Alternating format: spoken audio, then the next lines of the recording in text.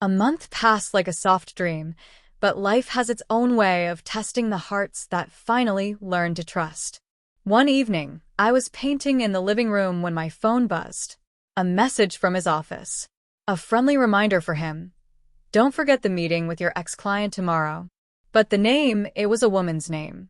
A strange, unsettling feeling tightened in my chest, not because I doubted him, but because I had never known anything about his past. He walked in just then, loosening his collar the way he always did when tired.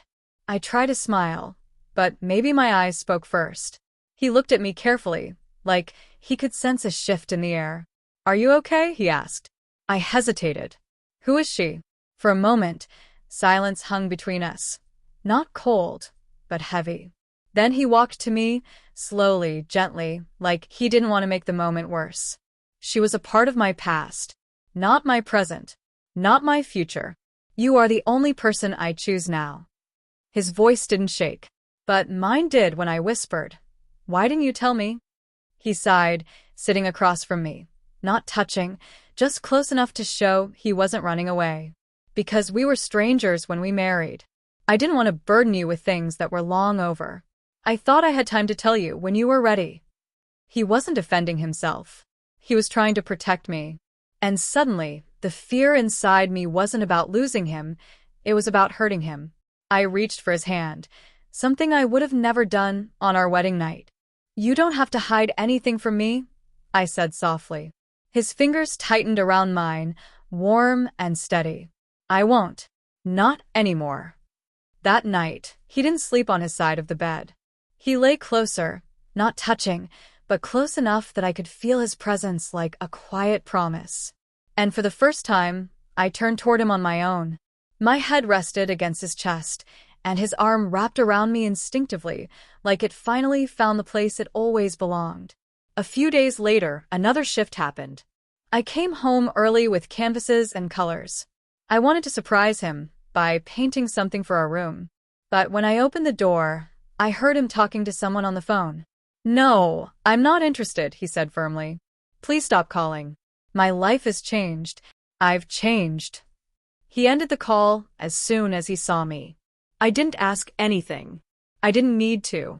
All I said was, "Let's go for a walk." We walked under the evening sky, our fingers brushing lightly. He was quiet but not distant, just searching for the right words. Finally, he said, "I want to be someone you're proud of.